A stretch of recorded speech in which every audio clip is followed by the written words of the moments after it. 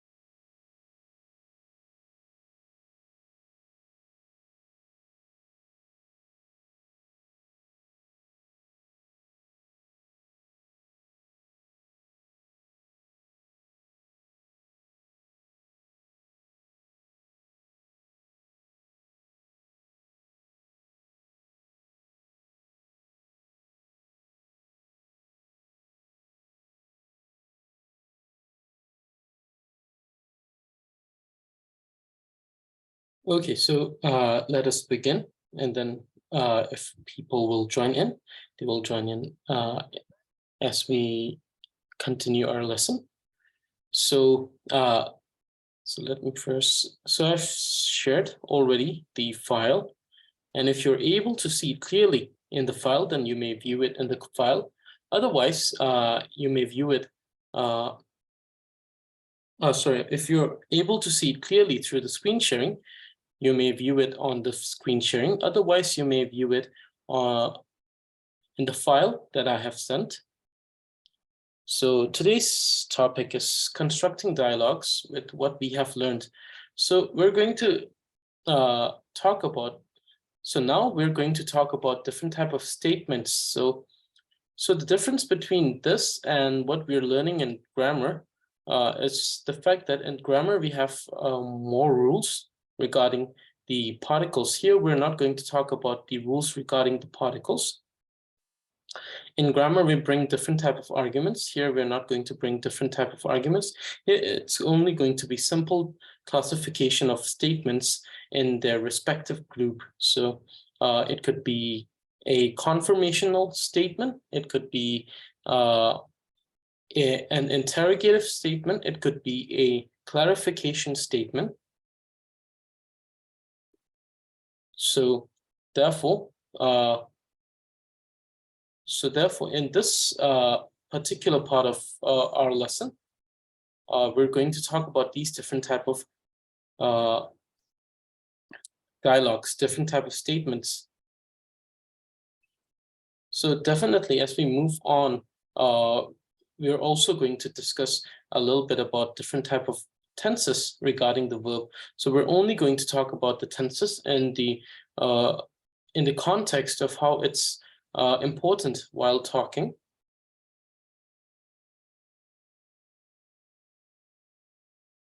Many times, the thing is that we don't know which tense a particular verb has to be for it to be the correct form of tense in that particular specified time. But since we're unable to understand that, we are facing a lot of trouble. And for that, the thing that is going to help us is to study the different spellings of the tenses. So, for example, what is the spelling of this word in the present tense? What's the spelling of this in the past? What's the spelling of this in the future? So we're going to deal with the tenses in probably in the next course of Tibetan Basic Conversation. So in the intermediate Tibetan conversation classes, the lower intermediate Tibetan conversation classes, we'll talk about these different type of tenses mostly. And then we're also going to specify things like the adjectives and adverb in the next course. In this course, we're going to solely focus on some of the more fundamental dialogues, more fundamental statements, things that doesn't need any extra information added upon them. That doesn't require a lot of extra information.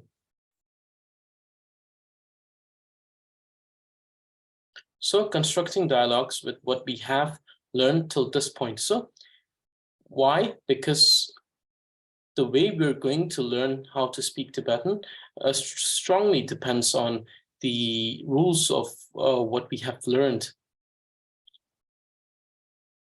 To be grammatically correct when we speak is very important for us. Us who have committed to learn Tibetan in a way that it is not inclined towards any of the original dialect, but rather on the written language.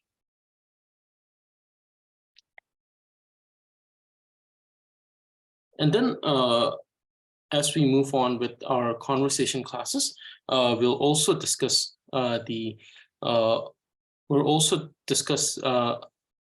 the more advanced stages of our courses.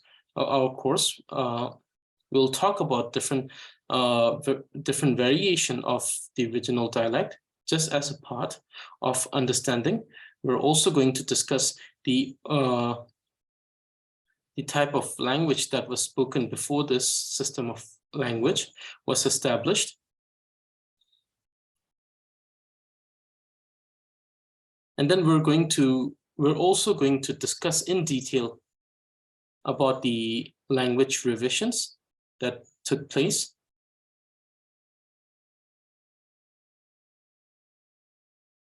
So those things are going to be the subject of our learning as the course advances. And therefore, we have already said that in this course, the vocabulary is very important. Definitely, to speak the vocabulary is important. But the thing is that vocabulary becomes something that I can provide, but it's something that must be learned. So there's only one thing that can be explained about the vocabulary, and that is the meaning of that particular word or term or name. Other than that, nothing can be done when it comes to vocabulary. Just introducing new words or terms, new names. So therefore, the reason why we have the two different texts for memorizing the spelling, Lobchung Tai and Chibe Tai, is so that in those we have so many usually used, so many daily used terminologies, so many daily used vocabularies that we have in those.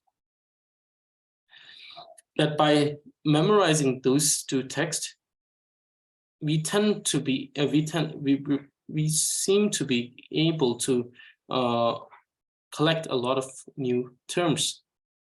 And what happens when you have new words? You can make a certain type of sentence in many different variations,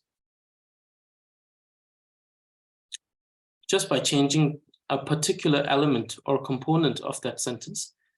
You can change the entire sentence.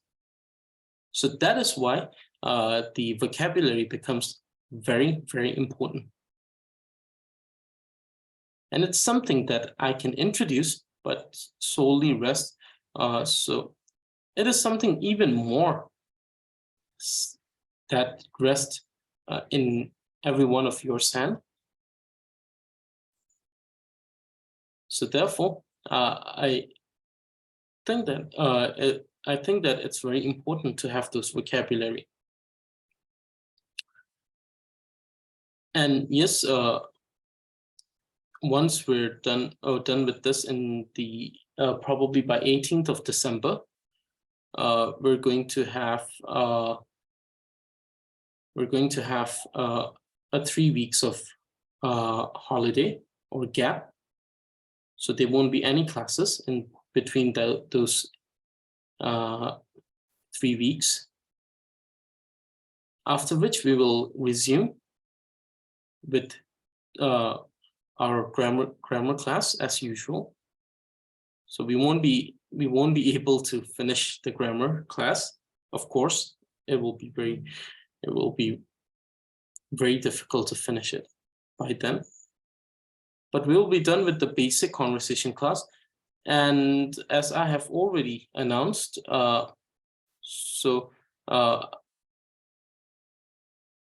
we will be having an exam based on whatever has been taught here. And the reference or basis on which you think that you can continue to the next low intermediate conversation class will depend on how well did you understand the basic conversation class.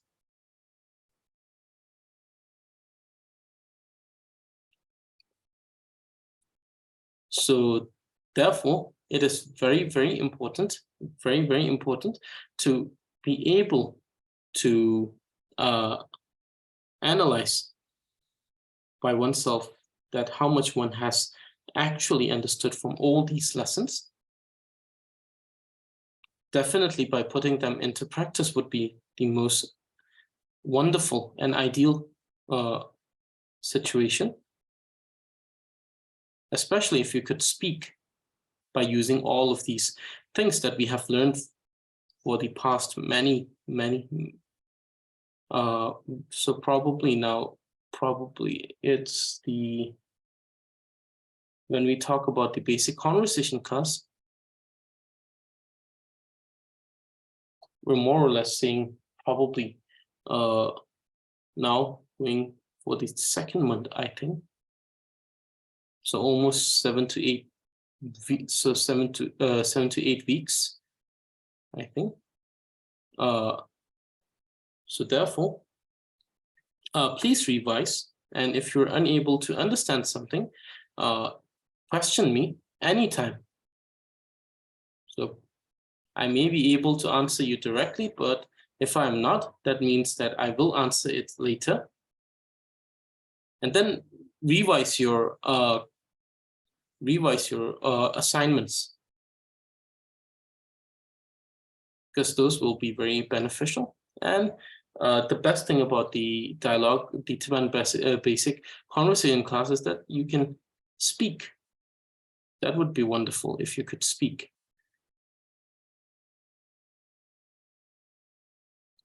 And so just like how we do it here, we will have a written test and we will have a memorization test.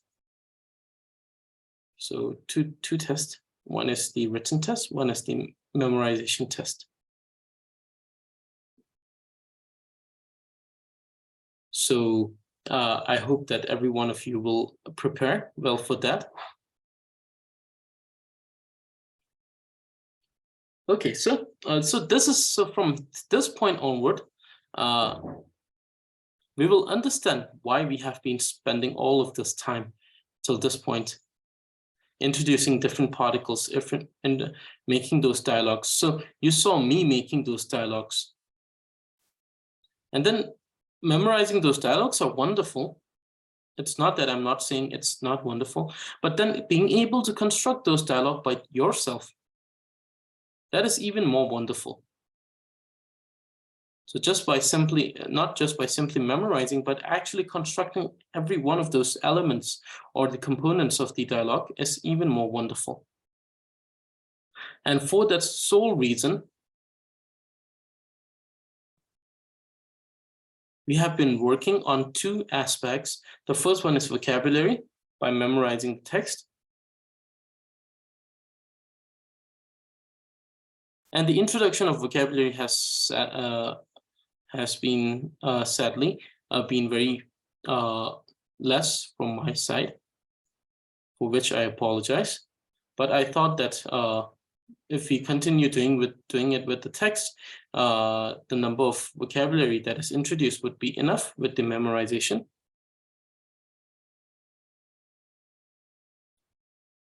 So in any case, the thing is that we can introduce new terms. So today, our small activity that we're going to do is introducing 3 new terms by every one of you. You can either speak or you could write. And then explain by using examples. For example, if I was to introduce the term, let's say if I was to introduce the term chokse, I would say chokse means table. It is a type of a furniture that we use in our homes to place things on the top of its surface. And then I will make a sentence like chokse dento tebduk. And then it states that there is book on the top of the table.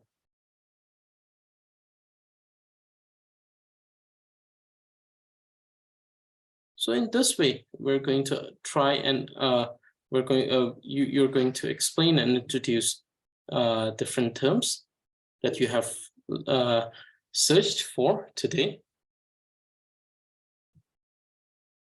Okay, so constructing dialogues with what we have learned. Okay, so constructing dialogues with what we have learned. First, so this is the first thing about Tibetan language. Every statement has subject, action, and object. So these are the 3 components that every statement has. Sometimes the subject not being presently present, but could be, sometimes it could be subject, as we have learned, could be the primary or the secondary subject. In some cases, you won't have a subject as a primary subject, but inferentially as a secondary subject, or sometimes as a primary subject, but with no intention.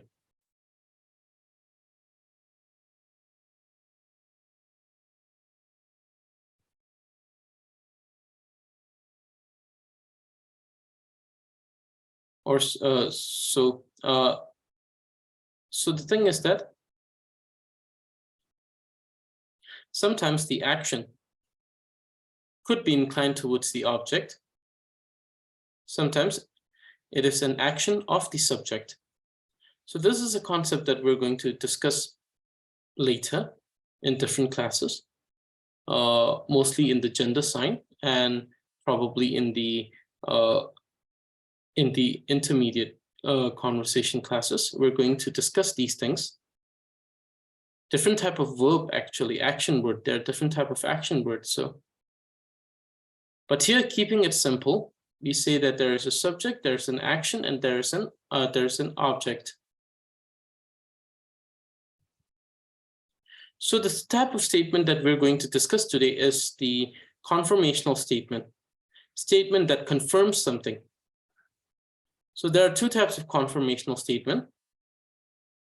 The first one is the one in which you use hin or re, both of which being hin or re, both of which is a to be verb.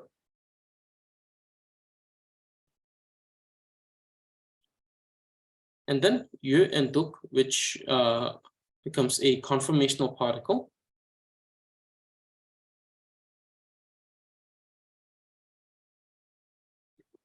So when we say there is a verb, it doesn't mean that it's always an action verb. Sometimes it's to be verb. In case of hin and re, these both are verb, but these are to be verb. So two types of conformational statement. The first one in which you use the to be verb. And the second type of conformational statement, in which you use the conformational particles.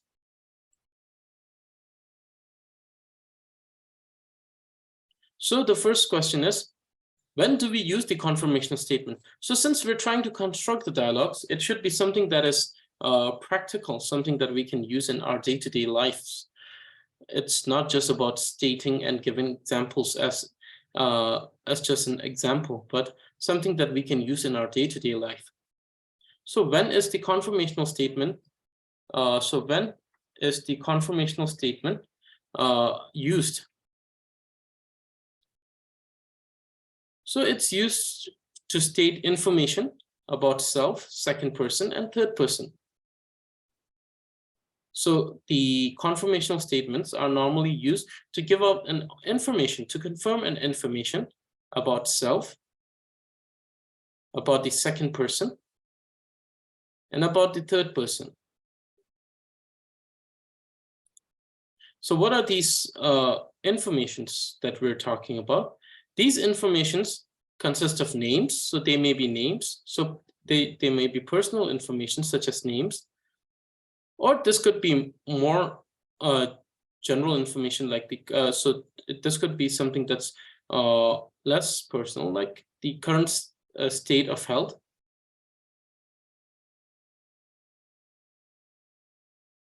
Of being fine or if not being well. Then there's also confirmation of what one is doing. So what is one doing at this very moment? And etc. These type of informations are the informations that is this usage of the conformational statements. So conformational statements, by their own name, confirms information. Informations may be names, maybe current state of health, could be what someone is doing, or how many, or how much. So most of the conformational statements are an answer to an interrogative statement. When there is an interrogative statement, but it doesn't mean that it is always the case. Sometimes it's merely stating to be, or sometimes clarification.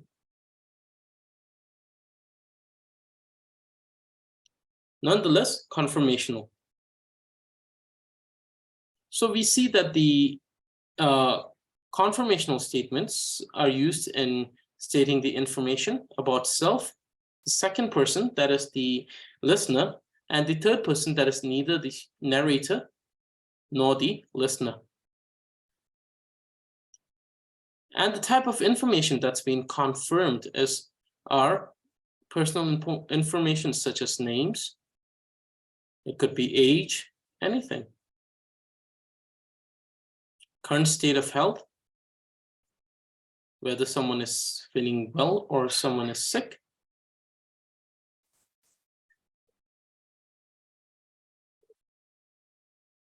what one is doing, how many, how much, when. So all of these interrogative questions that talks about what, when, how many, how much, usually is answered with a confirmational statement. So that is where we use the confirmational statement. Sometimes just to state, simply to state. There's no interrogation there, just to state. But sometimes as an answer to an interrogative statement. And we're going to discuss what an interrogative statement is. But at this very moment, we must understand that interrogative statements are the statement in which we have doubt over the confirmation of something. And thus, by using certain type of pronouns, interrogative pronouns, we understand. So we make it a statement that interrogates. And the intention of these interrogative statements, such as, for example, we say, can I get in a card? Or can I get in a card? What is your name? In that very particular statement, it's an interrogative statement. Can I get in a card? We see that it is a interrogative statement that is said with an intention of extracting a confirmation of an information. So a sentence that is bringing out the confirmation of an information that is interrogated. But we'll discuss this later. So today's topic of discussion is solely the confirmational statement. So confirmational statements with confirming particles. So there are two types of confirmational statements. The first one is confirmational statements with confirming particles, and confirmational statements with to be verb. So the first one, confirmational statements with to be verb. So when we have a to be verb, that is stating a confirmational statement, or that is helping to make a statement into a confirmational statement. So confirmational statements with to be verb. The confirmational statements with to be verb confirms the subject to be object, so that is to be verb, and are used to confirm informations of subject being the object. So in this type, we see that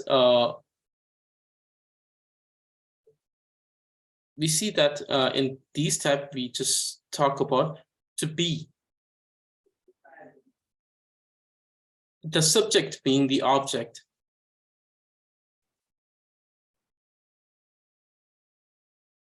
But with the usage of to be verb, we'll understand that there are cases where it's more or less not just confirming to be, but to be in the authority of possession. To be saying that I own this. This is mine. Not to have, but to state oneself as the owner.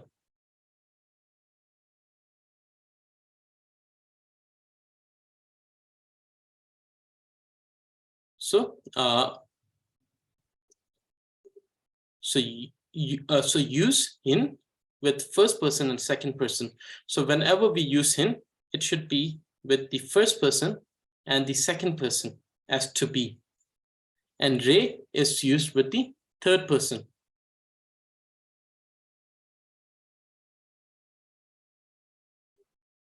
Okay, so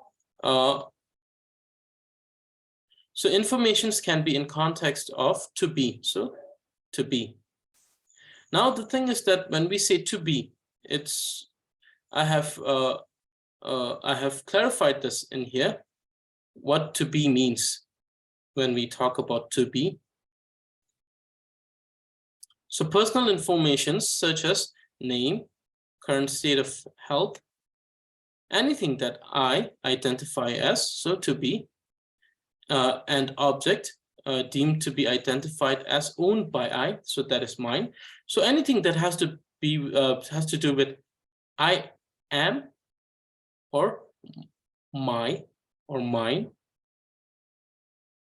is the context. It is the subject of is the information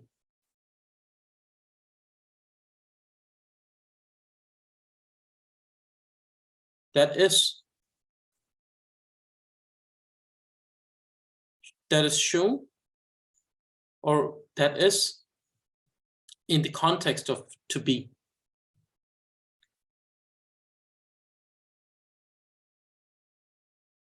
So when we say to be, it is either to be as identifying as I, or it could be to be as I as having, I as being the authority of possession of something. So I and mine. So these are the two contexts, which is the context of to be. Okay, so for example, we have 你名天字你. So 你名天字你, 我天字你.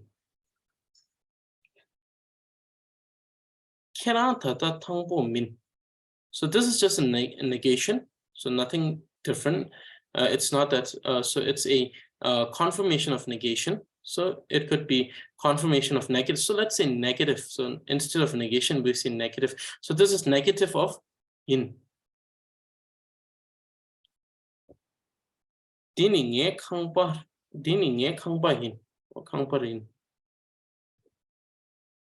So these are all examples. So my name is Tenzin. I am Tenzin. Right now, you're not well, or you're not healthy. This is my house.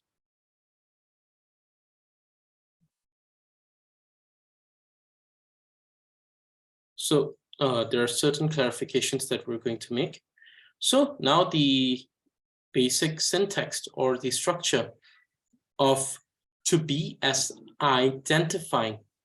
So to be as identifying subject as object.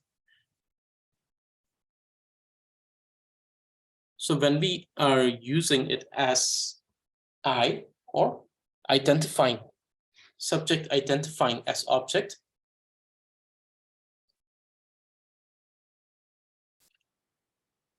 we only need subject, object, and to be verb, hin, nam, re. So it could be hin or re, depending on the subject being the first person, the second person, or the third person. Okay, so the first one is Kong member shire. He is a doctor. So in this context, we see that the green is the subject, the blue is the object, and the black is the confirmation. Black is the to be verb.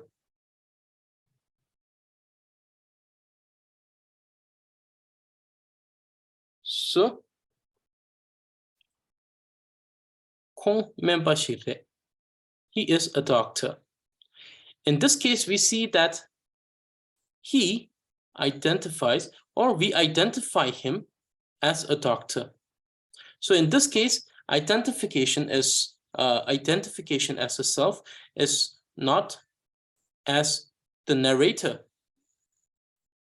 but identification of us, of the third person. In this case, the third person as the object. He is a doctor. So this is identifying he as a doctor. And the confirmation, the identification as a doctor is shown by the to be verb, that is re. Here we have used re because Kong is the subject and Kong is he, and he is the third person. And since it's the third person, we have used re. Now the second example, nga pöpa yin. Nga pöpa yin. I am Tibetan. So here we see that the subject that identifies as Tibetan is I, the narrator. And since it is the narrator, the first person, the subject is the first person, we use yin as the to be verb to make it a confirmational statement. So it's confirmed that I identify as Tibetan. And that is confirmed by the use of the to be verb.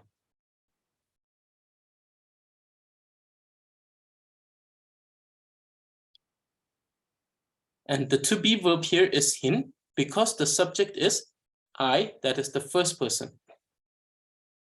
So if it was either I, the first person, or you, the second person, it is the case where we use hin as the to be verb. So I am Tibetan.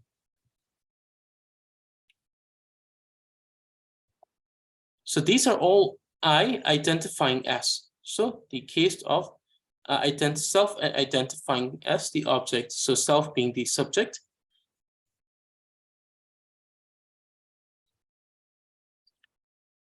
Okay, so now in this case, we may feel a little bit of confusion. And that is because both Kong and Nye seems to be the subject. So Kong Nye tropote. So if it was the case when Nga was the subject, then this becomes the first person and the to be verb should be in.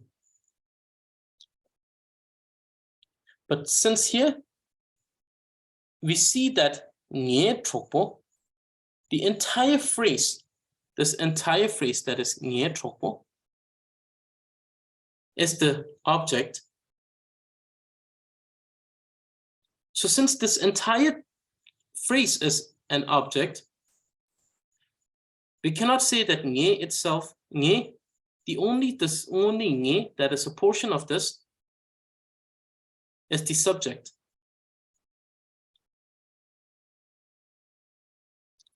So therefore, in this type of statement, Nye is just a part of the phrase that entirely is understood as object.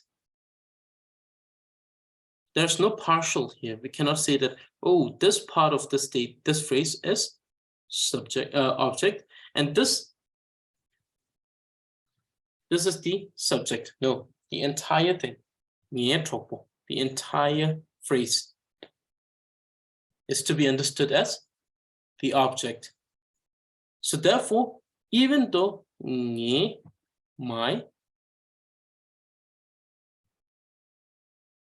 seem more or less like the subject, but since in this entire phrase, in this entire statement,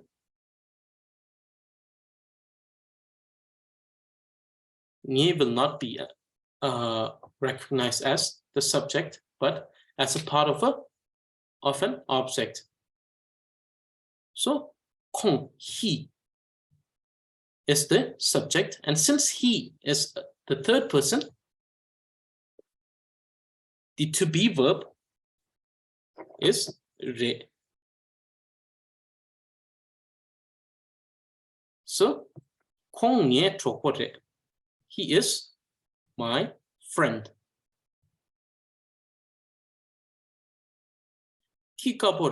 Dog is white. So in this sentence, this is more simpler because we have only the object is in no way similar to the one that is stated in this, in which we have nye.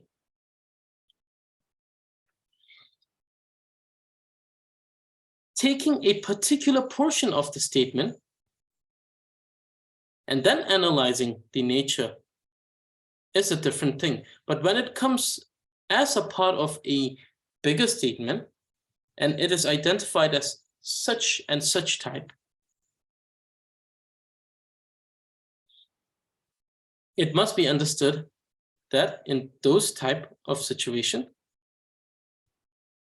the analysis of each component and establishment of each component as its nature is not possible, but to be understood as the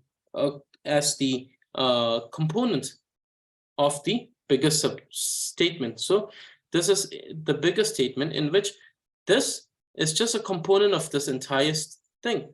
And this entire thing is considered to be an object.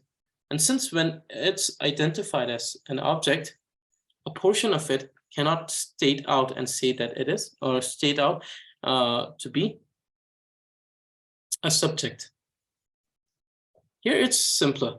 There's subject, there's object, and then there is to be verb. Dog is white.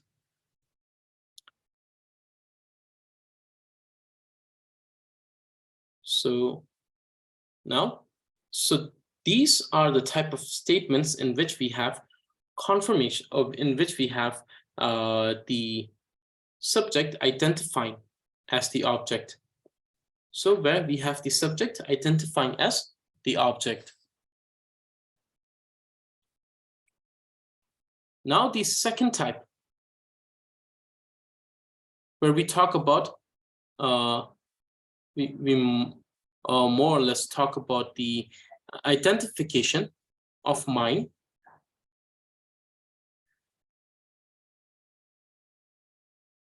So in this type of statement, we first state the subject, the particle of 6 grammatical case, the object, and then to be verb, depending on what the subject is. Whether it's the first person, the second person, or the third person, the to be verb will change. Nye Ming Tenzin. My name is Tenzin. So here, something that we possess is identified as an object. So still, in this case, it's still identifying, self-identifying as something. It still doesn't talk about authority of possession. It doesn't talk about mine. It talks about my, or yours, his, hers. So in this context, we still see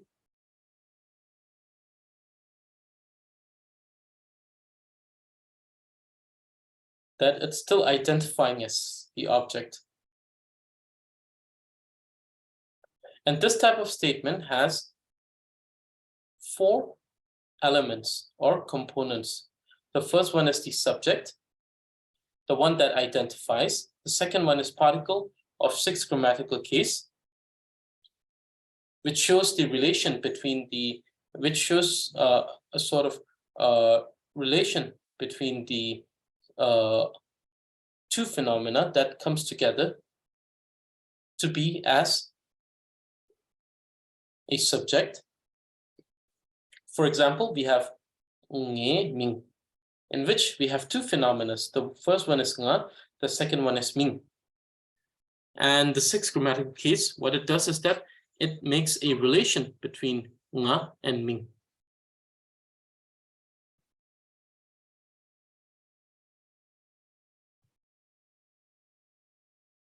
So in this context, this very context, we may see that, oh, nga is the subject and ming is the object of possession. Yes, but in the greater context of the sentence, this entire thing will only be understood as subject, and that there won't be individual classification of object and subject within this, because it is already understood as subject.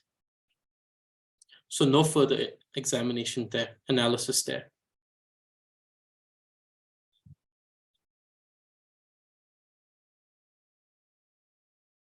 So subject, particle of sixth grammatical case.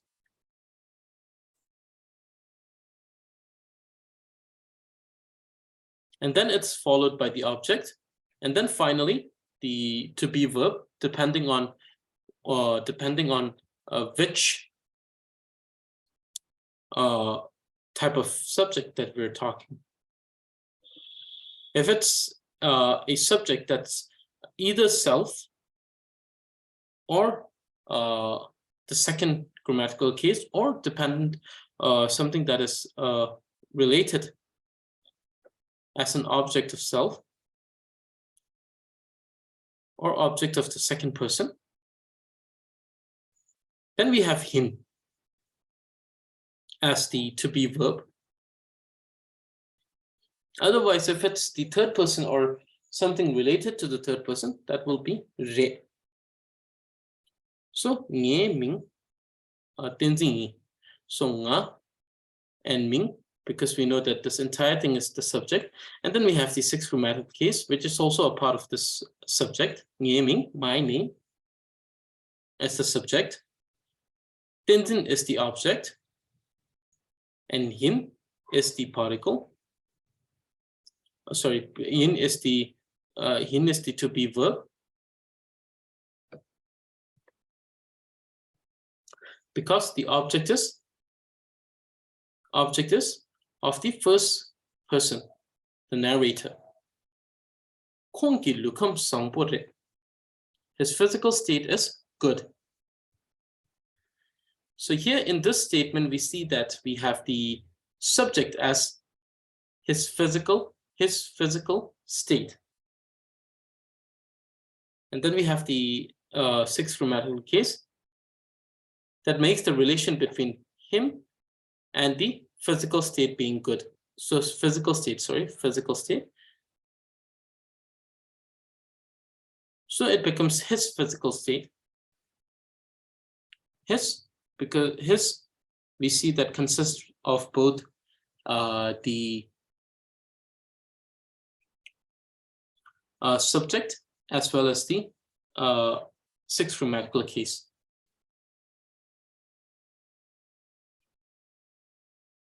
But still, in this case, it's still a case of to be as a identification. Not as possessing, confirmation of possession. It's still confirmation of identity, not confirmation of possession. It does not confirm anything, or it does not confirm the authority over anything. It just confirms that something that that is related to and thus becomes the subject is identified as the object. That's it. The only difference between this and the first one is the type of subject. The first one was in the first case. In this case, we see that the subject is the first, second, third person.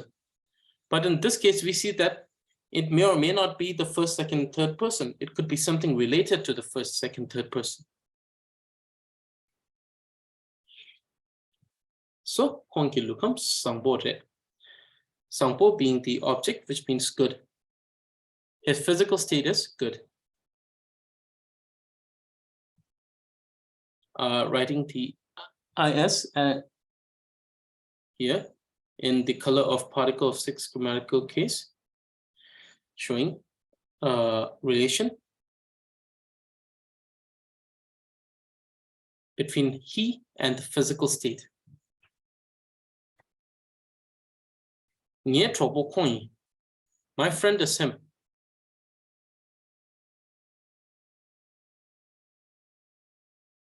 So my friend is him.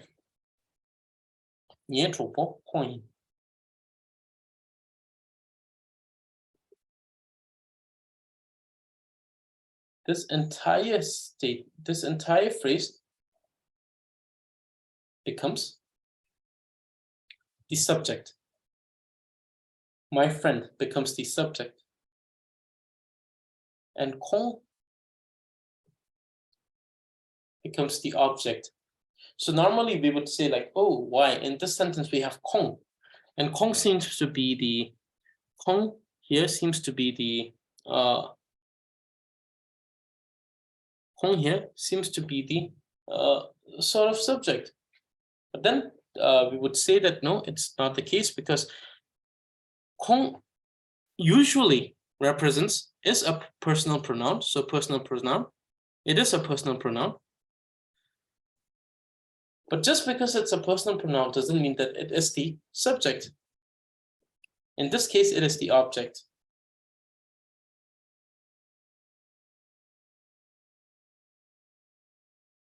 Because the subject, my friend, is identifying as him, or I'm identifying him, I'm identifying my friend as him.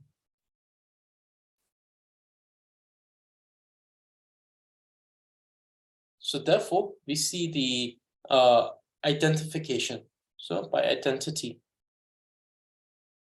identifying as subject, identifying as object. My friend is him. The mountain's height is 8,848 meters. So the subject here is the mountain's height.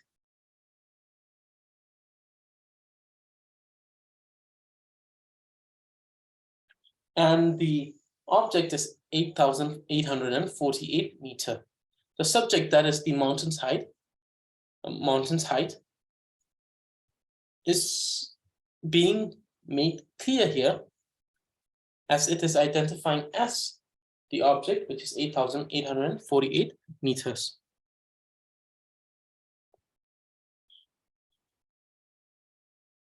Okay, so now to this point, we are done with the first type of confirmational statement, that is confirmation of identity, or confirmation of being identified as.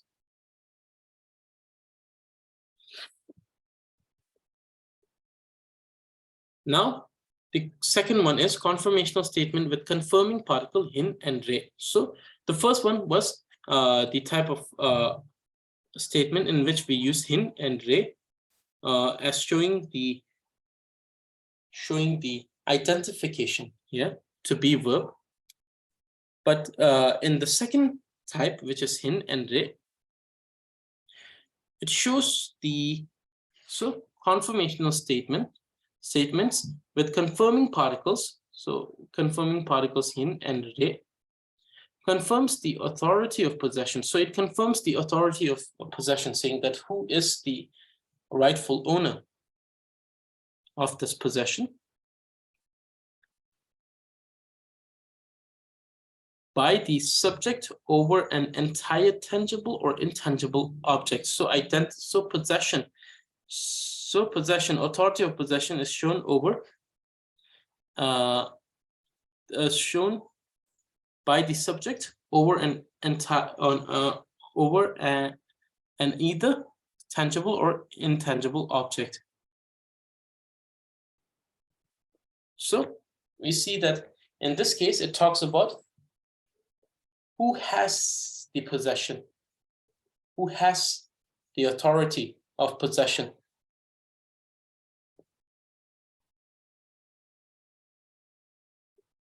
Whom does it belong to? So mine. Now we're talking about the mine here. Use hin for the first and second person and re for the third person, the same rule. So the syntax is object, pronoun, te, di, and te, depending on the factors. We know that di is used for self, te for others. We know that when it's near to us, we use di. When it's far from us, we use te. If it's present tense, we use di. If it's past or future tense, it becomes te. So this is how you establish whether you want to use di or te. This and that. You want to use this or you want to use that. And then we have subject. And finally followed by the particle of sixth grammatical case.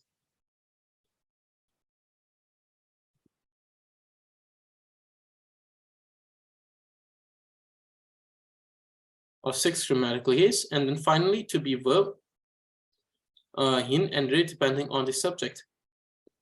So first example is that book is mine. It belongs to me.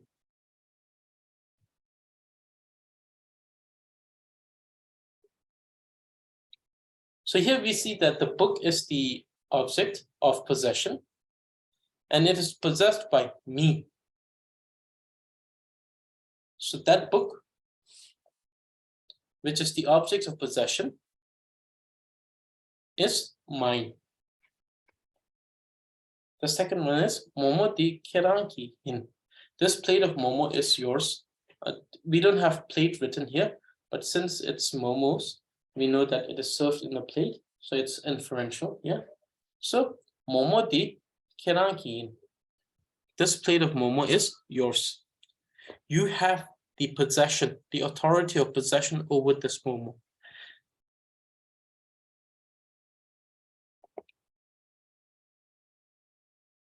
So another example is Kangba di Kongkide. This house is his.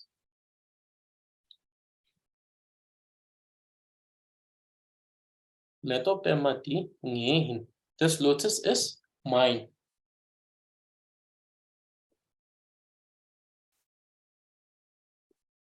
So we see that in these type of sentences, we're showing the possession. So instead of talking about the identification as the object, we're talking about the object being the object of possession.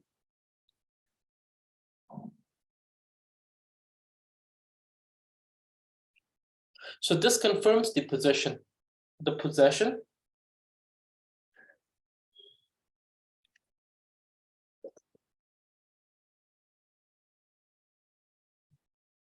So normally now we're going to take this to the next type. So we say, so we have statements like ni, we have statement like kerangi sen la kang shui shuin yue. Okay, sorry. So this is question. We answer it.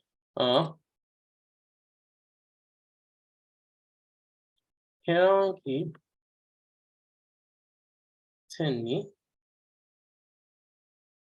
de shi yin.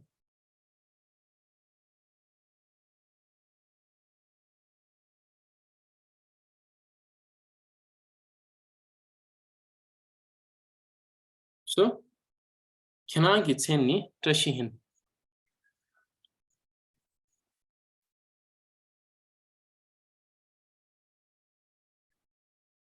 Your name is Tashi. So can I get saying Tashi? Your name is Tashi. Normally we don't say this. Normally we the more daily dialogues would be Tashi in.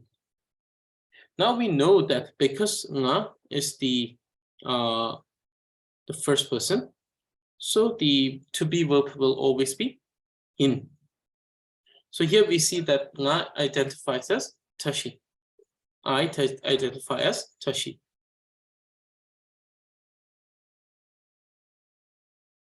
So this is the context.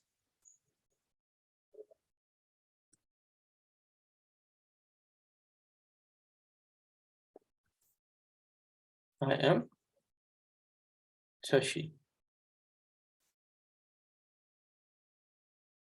Now the confirmation, information here is name. So this Tashi is nothing but the object as a name. This could be anything. Object could be anything. It could be a name. It could be something else. For example, in this case, let's say, we talked about the identification as a characteristic, that is the height.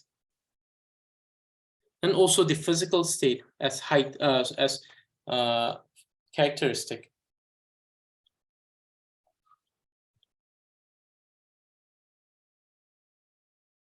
Right? So therefore, the object could be a lot of, it could be a variation. It could be a variation, the object. It depends on what is the it depends on how you want to state the statement. If you want it to have a certain type of object, then you'll have to have the vocabulary for that particular type of object. It could be a name, it could be class, it could be a physical state, it could be a mental state, anything. So here I have given example where I have first given example of name as a name. Sorry.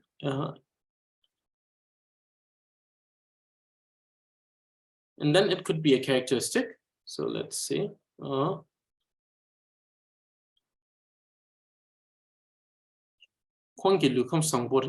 His physical status, good. So instead of the information being a name, now it's the physical state. And then it could be other things also, depending. So now you know how to state a conformational statement with the usage of to be verb. That is identifying yourself as something. When you identify yourself as something, how to state those statements when inquired.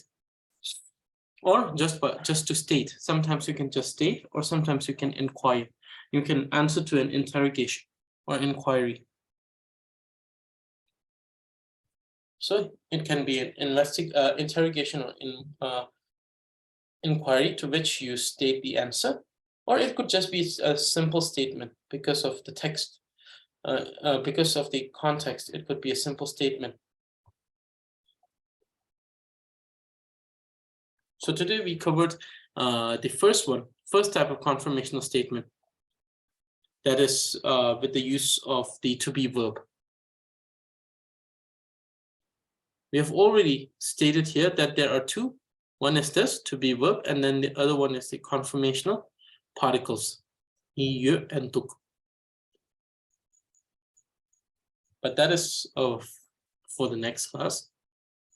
So today we have discussed this, the usage of these two, and the importance and different type of sentence that it can produce.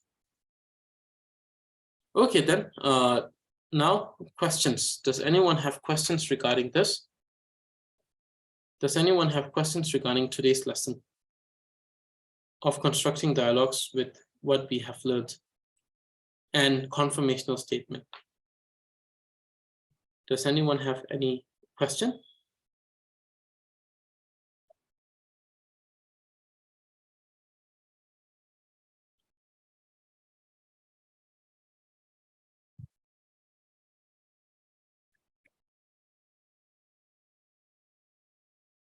Okay, so let me.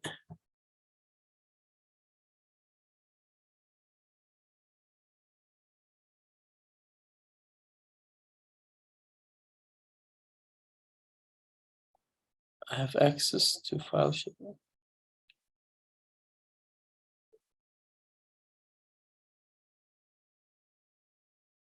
So you have no access on this file on the Zoom? Lasso, then I will send the same in the WhatsApp. Yes, you can also, so Svetala, you can send this in the Telegram.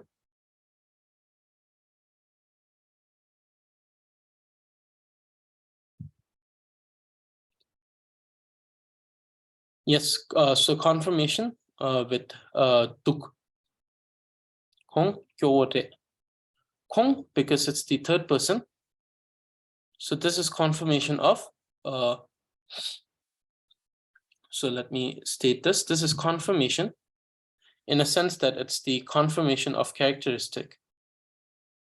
So the information here is the financial status of someone, right? It's the confirmation of one's financial status. And then Tuk, yes, definitely you can do this, but that's the confirmation after the observation, the current right after the current observation.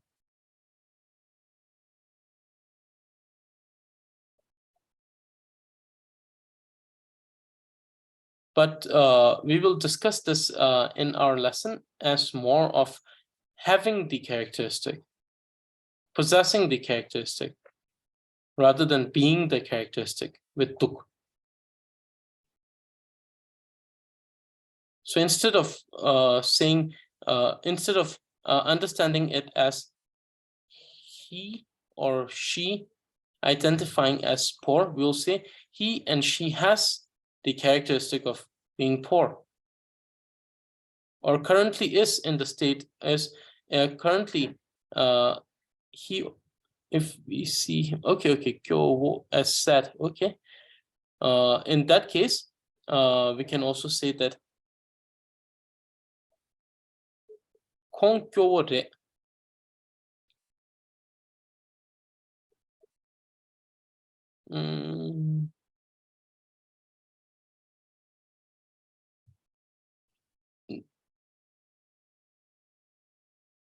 so in that case,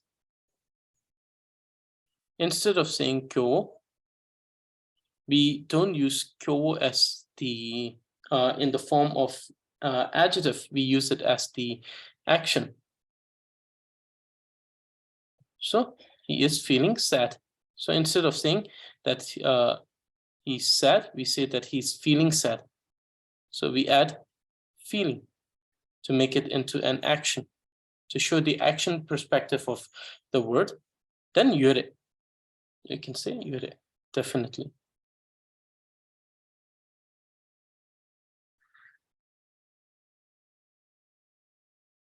Okay, so negative, so negative, yes. We will, so it's the same, but we just add the negative particle, that's all. But yes, we can do that also. Construction of negative statements. So so we will in this class we will understand it as negative and not negation. So we'll just call it negatives. But still, it's very interesting, isn't it? When we say ye, tuk, in, re, normally it feels that all of these are quite the same.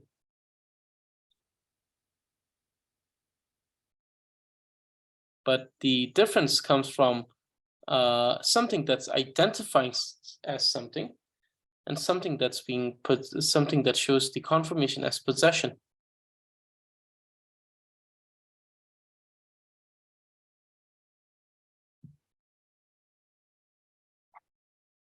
So possession, in a sense, that confirmation of possessing and confirmation of the authority of possession. Who has the authority? So when we say that this, so if we say this, so let's say this possesses this. In that type of statement, we see that we just show the relation of this as an object, possessing this, this as a subject, possessing this as an object. But to say that this is mine, or like in the previous statement, we have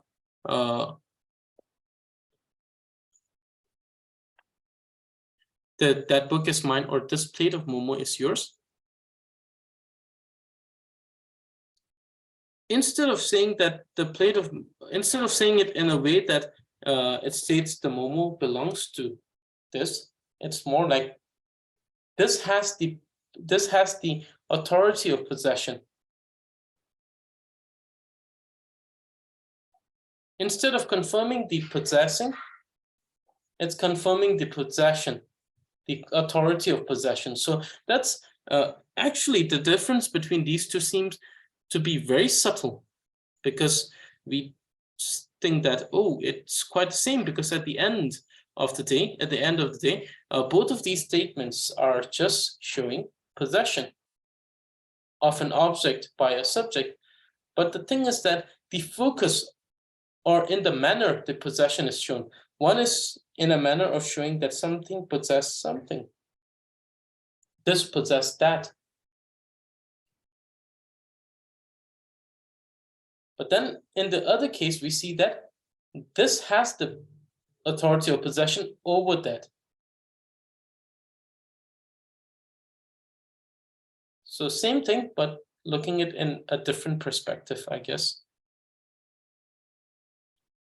So yes, and yes, we will talk about the negatives later. Okay, does anyone have a question regarding today's lesson? Does anyone have a question regarding today's lesson? Any more questions?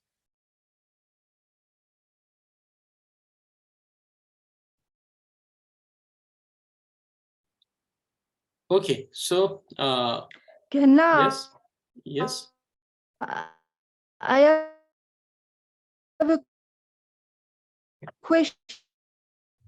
Yes. But I don't know if you heard me proper, like.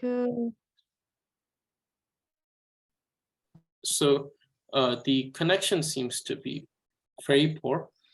So you can Okay. What I love. Yes. So you can.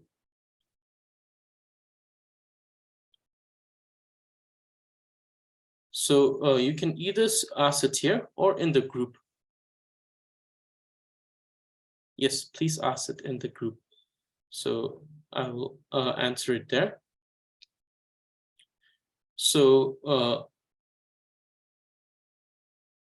Lasso. So definitely. Yes, Lasso. So please ask the questions in the group.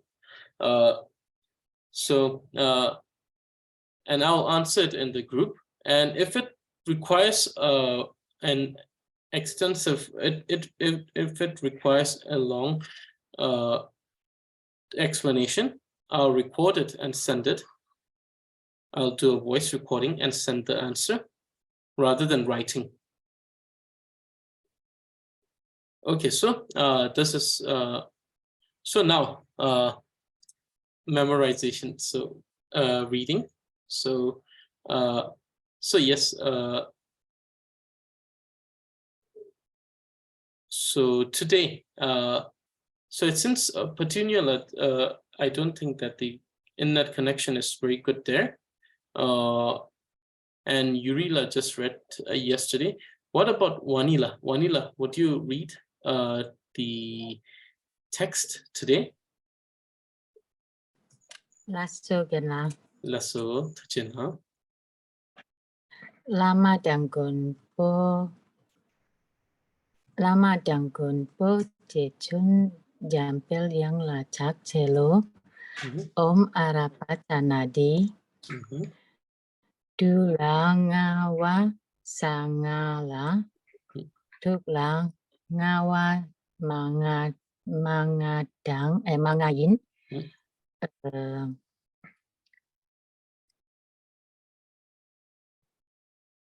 Yes.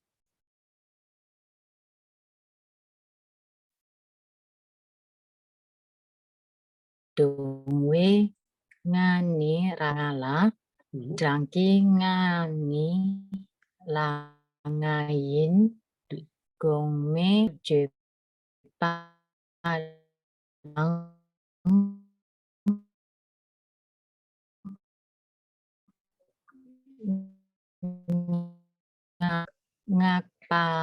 nam. So I think the my internet connection is not very stable at the moment. So thank you very much, Wanila, for reading. Very wonderful.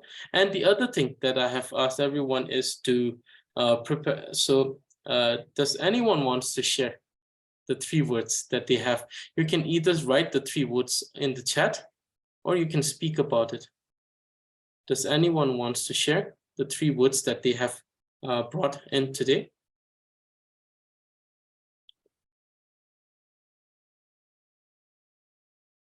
Okay, so we have Namshi, Chartu, and Mukpa. Okay, so okay, then let me just do an explanation on these. So Namshi means feather. So Nam being the sky, and Shi being the characteristic, or the, if it is a person, more or less like the character, like the manner or characteristic. Similarly, the Namshi means the how the characteristic of the sky is. That is, sometimes it is rainy, sometimes it is sunny, sometimes it's cold, sometimes it's warm. So these are the different characteristic of the sky. So, and then the second one is rainy season. Chartu means time. Char means rain. So the time of rain is rainy season. Normally also understood as a monsoon. And we have a very long monsoon here in South India. Sometimes so much that we have a lot of rain for many days, but comparatively less this year. You see, last year and years before that were just too much. So rainy season, Chartu. Mist or fog is called Mukpa. So it's the fog that descends or covers the land when there's more humidity in the air.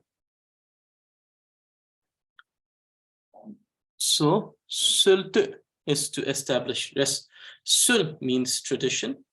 Tu means to so Tuba or Teba is to put down something at a position. So Sultu means to put down a tradition. So that is establish a new tradition. Sultuba. Tumi Samputi Pu Ki Sultuba. Sultuba Puris, definitely. Then we also have, so this sentence says that Tumi Sambuddha was the one who established the Tibetan tradition or Tibetan writing tradition. Lobyo is teacher, master, or scholar. Or Kongni Ngansu Lobyo Rete.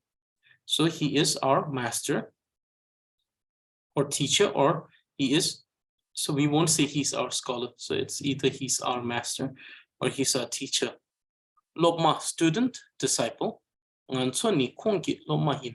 so we are his disciple or we are his student. Goyanawa means to forgive. So to forgive someone is goyanawa. So gong means gong yang. Gong is like to have the intention or the having the intention of the mind. Yang means to be not strict, but to be lenient at this moment. So being light intention. So saying that not holding someone in contempt, but to explaining someone what they have done wrong, and then forgiving them. And it becomes light afterwards when we forgive someone rather than condemning them.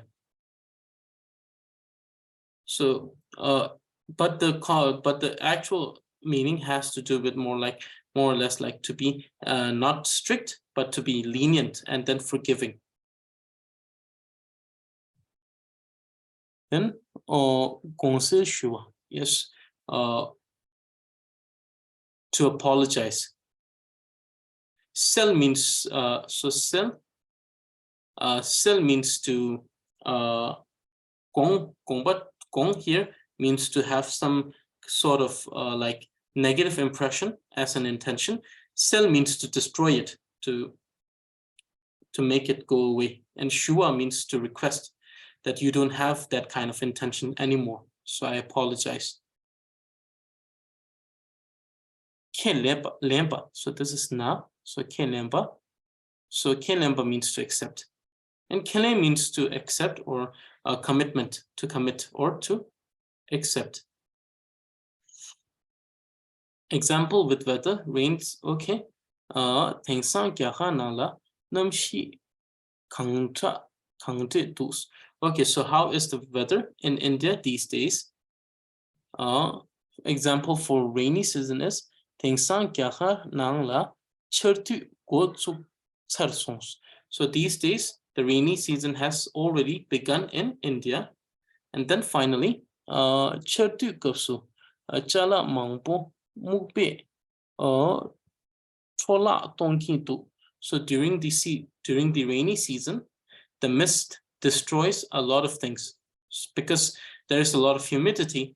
Sometimes there is if it's metal, there is rusting and corrosion. And if it's like the food, it gets oxidized. So in those cases, we see that there is the spoiling of things. Yes, to accept. So lesser. Is to accept. Nye konla bochiku kene change means nye konla ropa chegu kene change. I accepted that I will help him. And kene also means commitment. So this is our these are our vows that we undertook, vows which we took commitment towards. Lasso, very wonderful. Thank you everyone for sharing it. And then those who those of you who want to continue sharing it in the group, that would be also wonderful if you could do that. And so very wonderful. So thank you for reading the text. Thank you for sending the examples, very wonderful examples, and the sentences are very good. So this actually is a very wonderful thing, that it gives me more of an understanding of where we are at this moment as a part of this learning process. And it is seen that most of you are able to make sentences, and very good sentences. So therefore I can focus on things, and I could make this course be more efficient depending on these things. So very wonderful, thank you very much. And then keep memorizing the text. Very important part of our learning also is to memorize the text. So please memorize the text that was sent. And today I will, not today, sorry, tomorrow I will record this third portion now already. I have to record it. I recorded for both this text as well as the tree of excellent speech. So the third portion already, I think, so that I will record the fast and the slow audio. And then whenever you have doubts, you can always ask me directly. Lasso, the fourth portion. At the fourth portion of the, last time it was so Tulangawa, that is Chipetai, right? Then we will have Lobjung Tai. So this is the fourth, right? Okay, so this is the fourth. So last time it was the third. So this is the fourth portion for both the Tai and the Lecture Joma, Tree of Excellent Speech.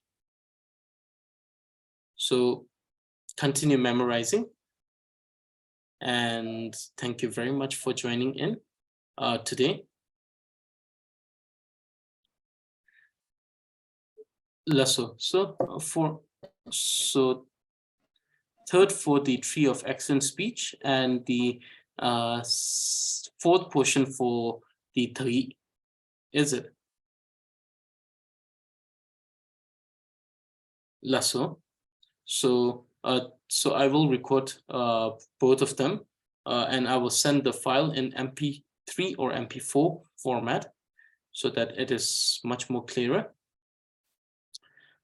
And yes, so this is it for today, and thank you for joining in. I will see every one of you on Thursday for the grammar class. Now we're coming we're coming to a point where the assignments are going to be even more interesting, because from the last time, from the previous class, I just gave you 2 examples of the usage in the text. But now we're going to apply this more and more towards the text, so that when we read the text, we'll start from an easier text, but still, when we read this text, we will have to identify where these are used, so that this will also help you in studying the text later. That is also one of the main goals of this particular class that we're having, the so-called the institute that we're aspiring for. The main purpose is to make the written language more normal, to normalize the written language. And the second one is to enable everyone that is studying Tibetan to apply it to the text. Not just learn it to make sentences, but to apply and then read the text and then understand the text and understand where each of these particles that we're seeing, like last time in the class we were seeing. So this is the usage of the 4th grammatical case. Wonderful. Now we will work it into the text and see, and then be able to say, oh, this is the usage of the 4th grammatical case. Lasso, so this is it for today. I'll see every one of you on Thursday. Thank you for joining in, and thank you for your commitment and time in learning this language. Lasso, tashitele, and see you on Thursday.